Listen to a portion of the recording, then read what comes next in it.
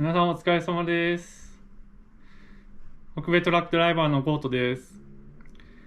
今はね、家にいます。今日はこれからオンラインのコースを受けます。会社からですね、スペースマネージメント、スピードマネージメントのコースを受けるようにという指示がありましたので、パソコンを使ってオンラインで授業を受けます。まあそれがどんな感じかっていうのだけお見せできたらいいなと思います。このコースを受けないといけなくなった理由があるんですけど、2つあります。1つはですね、トラックの駐車場で駐車場から出るときに隣のトラックのミラーに当ててしまったんですよね。事故してしまったんですよ。他の動画でちょっと上げるかもしれないですけど、あともう一つはやっぱり動物、エルクを引いちゃったっていうのがあって、そのコースを受けてくださいっていうのをセーフティーデパートメントから言われて、今からコース受けます。その様子を少しご覧ください。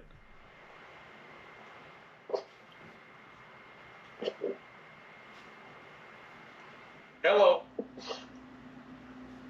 Hello. How are you? I'm good. How are you? I'm good. You got to do 2 courses today? I think I'll take one. I think it's a space management. Safety told me. Space? Yes. All right. Now, right now? Well, we'll do space. Oh.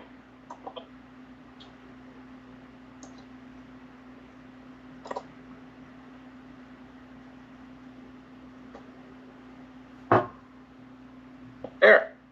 What's that? Is that better? It is, yes. Yeah, I think you're supposed to do space and then speed. I see. We'll start with space. We'll get this one started. Thank you. And then we can do speed. It won't take very long. Mm-hmm. If we go quickly, Okay. it'll be about an hour. Okay. All right. Excuse me. All right, space management. Oh, okay. There we go. Space management. Professional drivers must manage the space around their vehicle at all times to help prevent accidents. It's a simple idea. The more space you have around your vehicle, the smaller your risk of conflict becomes.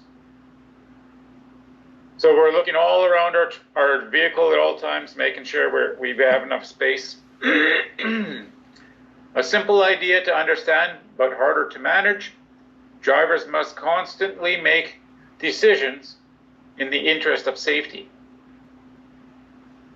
Space management means making decisions to make your space cushion bigger. The following questions must be asked, analyzed, and answered constantly to make correct decisions that minimize risk.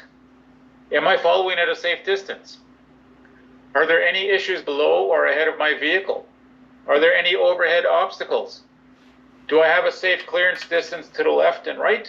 And if I have to back up, is it safe to do so? Because careful and successful space management requires your utmost attention paid to the events and objects that surround your vehicle, it is very important not to allow yourself to become distracted.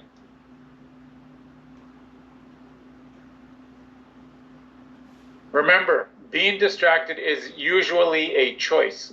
It can be difficult to avoid distractions, but you can choose to avoid most distractions. Here are a few tips to avoid distractions.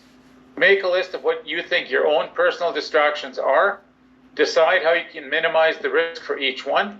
One example could be texting. A solution would be to turn off your device while driving. Another solution may be to only check messages when stopped in a safe location. Once you have your list of distractions and solutions, follow your own advice and stick to it. You're advising 7 seconds is the minimum safe following distance. To count your following distance, watch the vehicle in front of you. When it passes a stationary object, start counting. When your own vehicle arrives at the same object, stop counting. That's how many seconds of following distance you have. All right. How can the 7-second rule help with any of the following below? And how can improved vision, keeping your eyes moving, help in any of these? We see we're going down the road, and the road condition or road surface isn't very great. It's not good. What do? What if we're too close to the car in front of us? We'd want to make sure we had that 7-second rule, right? That's right. Yeah. We would slow down. We would slow down a little bit. That's right. Yeah. Take time and try to make. Yeah. That way we can see the car in front of us. If they hit a pothole, are we going to hit that pothole? If we're too close, we might. Yes. If we're 7 seconds behind, we can see it and we can maneuver around it. Yes. Yeah. Right. Right. Right. So always watch for that 7 seconds. Always keep counting in your mind how close you are to the vehicle in front of you. 7-second rule, the distance at 40 kilometers and distance at 70 kilometers, there's like maybe a car length difference there. So just keep counting to yourself and make sure you're about 7 seconds. Always keeping your eyes moving around too, because you never know what's going to happen. What if there's something fell off the back of a pickup truck? Would you be able to change the lane to left or right? Yeah, right. Yeah, it happened to me too. Yeah, it happens on the perimeter here. People going to the dump, stuff always falling off. So we have to make sure we give ourselves enough distance to make sure we can maneuver around it or come to a safe stop before hitting it. Yeah. Right? All right. Hello? You think that's a good idea or a bad idea? So I couldn't hear that. Actually, I don't know. It was freezing. I couldn't hear that what you were talking about. Okay. I'm just asking if this would be a good idea or a bad idea. Oh, this is terrible. They put a screen on the back of the truck trailer, and they have a camera in the front, and it allows the driver behind him to see what's going on in front. Oh, that's interesting. It's interesting, but is it a good or bad idea? It's not really great. You still have to manage it yourself. You can trust it too, right?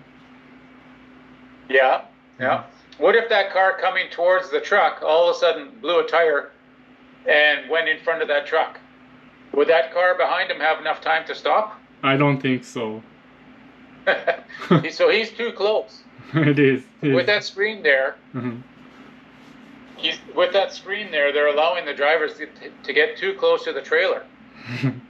And you can barely see the second vehicle.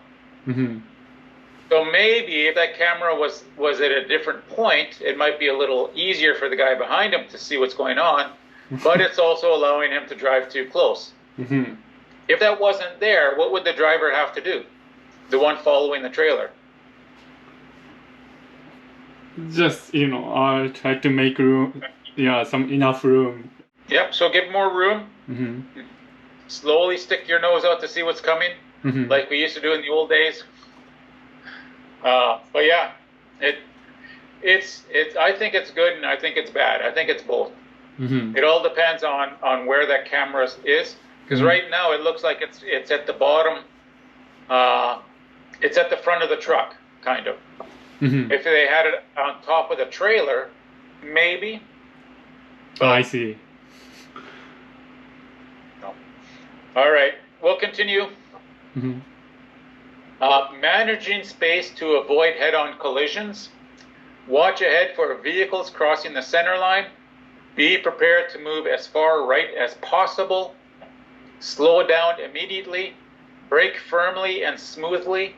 Sound your horn and flash your lights. If necessary, pull onto the shoulder, and stop. Ensure you always wear your seatbelt.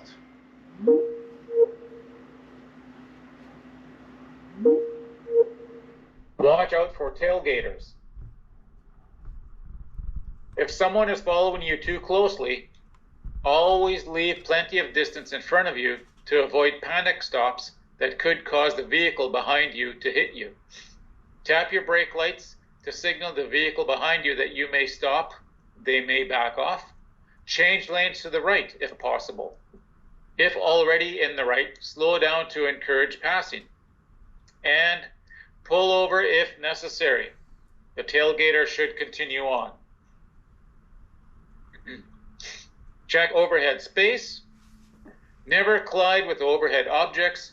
Be aware of wires, trees, bridges, building overhangs, canopies.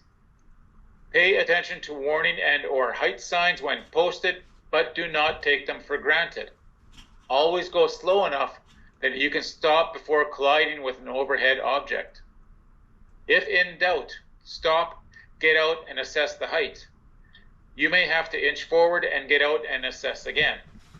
Get out and assess space in all directions when at a delivery. Check road surface. Be on the lookout below your vehicle. Watch for railroad tracks, potholes, road debris, roadkill, icy dock areas, slanted dock areas, lot exits, speed bumps. Ensure your landing gear is all the way up. Complete thorough pre-trip and en route inspections. Be alert for sharp objects or anything that could damage your vehicle. Always manage the space in front of you by going slow enough that you can avoid any hazardous objects in time. Oh.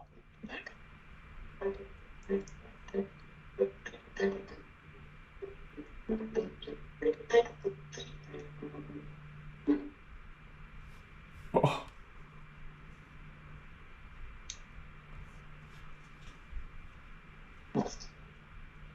Oh my God. Yeah. This very unfortunate situation could have been prevented completely through careful space management. All of the vehicles involved, except for the tractor trailer, would have faced much less risk had they simply left more space. All right, next one. That's it for this class, this space management. What I will do is I will get the other one started right away, and then I will send you a link for both tests, and then you can do the test, and then that'll be it. Yes, sir. Let me get this one set up here. All right, speed management. Understanding speed management. Speeding is defined as exceeding any mandated limits and as simply going too fast in any conditions or situations that may require you to slow down. Managing your speed involves choosing the safest speed for every condition or situation. Speed management plays a large role in your and other drivers' safety. There are many different situations and conditions where a driver must carefully manage their speed. At Bison Transport, traveling at any speed over 100 kilometers an hour is considered speeding. And in the event of a collision, is always cause for a driver to be found negligent. In some cases, this type of negligence may also result in loss of driver's insurance coverage. Why does speed increase risk? Well, as speed increases, there's less reaction time is available to avoid a collision. Braking distance increases exponentially. More changes become present in your environment and changes happen faster. Severity of impact in a collision increases, which also increases the chance of injury and death. Statistics have shown that every 1 kilometer an hour decrease in average speed leads to a 2 to 3% reduction in collision rates and a 4 to 5% reduction in collision fatalities. Vehicle weight also plays a role in increasing the risk of speeding. As vehicle weight increases, braking distance increases exponentially, and severity of impact in a collision increases, which also increases the chance of injury and death. The level of damage to the human body in a collision depends on multiple factors, but vehicle weight and speed play the most important roles. Which one can you control? Speed. Speed, of course. We can't control the vehicle weight. Like, we can't tell the customer to only put 10 skids on. That doesn't work. I wish. All right. It'd be nice, Yeah. but it wouldn't. Right.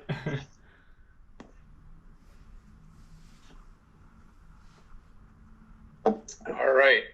Vulnerable road users. We have just seen how a person protected by steel, glass, and airbags can suffer injury or death in a collision. Imagine how much worse it could be for a pedestrian, a cyclist, or a motorcyclist. Probability of death at speeds greater than 50 kilometers an hour is over 80%. Small increases in speed greatly increase risk. Please watch the next video carefully. The video clearly illustrates why even small reductions in speed can make a large difference in the amount of risk. And always manage your speed carefully. All right. So small increases in speed result in large increases in crash risk.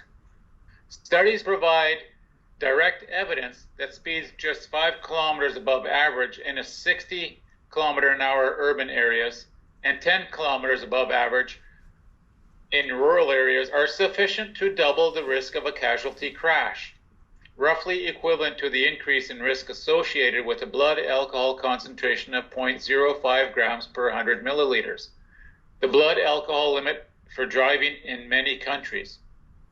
The evidence also indicates that moderate speeding within 10 or 15 kilometers of the posted limit makes a large contribution to serious road crashes, comparable to the contribution of more extreme speeds because it is so common. So a small decrease in your average speed greatly reduces the risk. This is one reason Bison's safety record greatly improved after Bison mandated a maximum 100 kilometer an hour limit in 2008. Slow speeds and use of four-way hazard flashers. On occasion, you may need to drive at such a slow speed that you may feel your vehicle will become a hazard to others approaching from behind. This is not a reason to speed up, as other drivers should also be exercising extreme caution for the same reason you have chosen to. Anytime you feel you are in this type of situation, give others plenty of warning by using your four-way hazard flashers and begin looking for the nearest safe location to get off the road. Always use your four-way hazard flashers when backing or maneuvering in yards. Excellent speed management has many benefits, including reduced stress on the driver, less wear and tear on equipment, fuel savings and environmental impact, more time and space to recognize hazards and act, and improved public perception. Examples of situations or conditions that contribute to the need for careful speed management are road design, grades, road surfaces, traffic volume, traffic types, area types, vehicle and or road user types, weather conditions, visibility, experience or skill of the driver speed limits, curves, intersections, bridges, and sight lines. Hello? What would we do when we want to pass a cyclist? Change lane. Of course, slow down. And make sure we have enough room between the cyclist and your truck. And then go back to your lane where you are at. So if we can't change lanes, what's that? Oh, in that case, just slow down. Okay. Mm-hmm. And give them plenty of space, as much space as we can? That's right, yes. Between. Okay. Mm-hmm. All right. So when we're approaching a cyclist or pedestrian on the side of the roadway, Our drivers are expected to slow down to a safe and prudent speed in order to pass to the left at a safe distance of at least 4 feet, in order to clearly avoid coming into contact with the cyclist or pedestrian, and shall not again drive to the right side of the roadway until safely clear of the overtaken cyclist or pedestrian. Whenever safe to do so, bison drivers must slow down and move entirely to the left lane when passing cyclists or pedestrians on the right side of the roadway or shoulder. All right, next one. How would you choose a safe speed when passing an emergency or any vehicle stopped on the side of the road? Okay, so first of all, slow down and then change lane to the left. Okay. But still, and again. Yes. Okay, go ahead. Oh yeah, still you have to, even though you change the lane, then you still have to slow down to 60 kilometer per hour. Okay. Yeah, and then make sure you have enough room between the emergency vehicle and your truck, and then. Okay. Mm-hmm. All right. What do they say? Speed must be reduced to 60 kilometers an hour on highways where the speed limit is higher than 80 kilometers an hour, and to 40 kilometers an hour where the limit is 80 kilometers or below, or posted speed if less. Additionally, if there is another lane to the left going in the same direction, drivers must also move into that lane if it is safe to do so, using your four-way hazard flashers to help warn others. Always proceed with caution when passing emergency vehicles. Drivers must always comply with the laws of each jurisdiction being traveled in. Should no law exist, Bison's policy for passing emergency vehicles applies. It is recommended that Bison's policy for passing emergency vehicles is also used when passing a non-emergency vehicle stopped on the side of the highway. When passing other vehicles, and how would you decide whether to pass? Like the first, you need to ask yourself, like if it's necessary, if it's safe, if it's. Is it? I forgot another one. All right. How would you choose a safe speed for a curve or a highway, freeway, on-off ramp? You can go over the speed limit. But it's designed it for the regular car, so we have to go more slower than the posted speed. Good. It says simply traveling downhill does not change any speed limits or policies. Bison drivers traveling downhill, including rolling hills, may not exceed the company's speed limit of 100 kilometers an hour or posted limits if slower, even if coasting. Drivers must choose a speed that is not higher than the speed that would be used to go up the same hill, and use the engine brake and foundation brakes to ensure there is no engine overspeed, or RPM. So what they're saying is whatever speed you go up the hill, or whatever gear you go up the hill, you're coming down in a lower gear. Mm-hmm. When I was trained, when I got trained many years ago, they told me that if I went up the hill in 9th gear, I better be coming down in 7th gear or less. Oh, I see. Because if I'm in 9th gear coming down that hill, I'm too fast. Mm-hmm. Okay. So it's something to think about. If you're going up the hill and you're in 10th gear, okay, you can come down the hill in 8th gear or 7th gear, but not higher than 8. So make sure you're 2 gears lower than what you go up the hill. It's easier to slow down. You won't burn your brakes. You won't see smoking come out of your trailer brakes. So always go slower downhill than you do going up the hill. Okay, sir. What other situations require careful speed management? Like weather condition. Okay.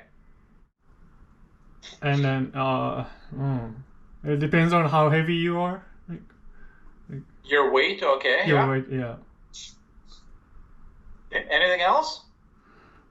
Well.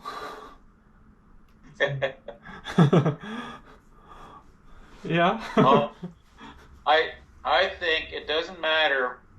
It's you're always watching your speed. Every time you're behind the wheel, every situation. Okay. You're watching you're making sure you're doing a safe speed. Mm-hmm. Right? Yeah. So it says that hope this course has improved your awareness of the importance of speed management in all driving situations. Also hope the highlighted situations and associated speed management policies and procedures are fresh in your mind. So it says, remember, you're safe with me. Professional drivers must consider all risks at all times and constantly make speed management decisions in the interest of safety. Bus and transport drivers have the right to decide and the responsibility to choose safety. So the right to decide is not only whether, it's also whether the truck is good enough to drive, or maybe you're not well enough to drive, or maybe you're a little tired. Take a longer break. It's not just weather or road conditions, it's also you and your truck. It says, it is the task of all professional drivers to keep themselves, their equipment, and cargo safe, and to protect all other road users. So what I will do is I will send you an email with the links for the tests for both of these courses. Yeah, thank you so much. All right. Have a good rest of You too. Thank you so much for your time. your day. Yeah. はい。はい。オンラインでコース受けると、コースが終わったら、こういう感じで、リンクが送られてきて、で、そのテストを受けてください。っていう感じです。こんな感じで。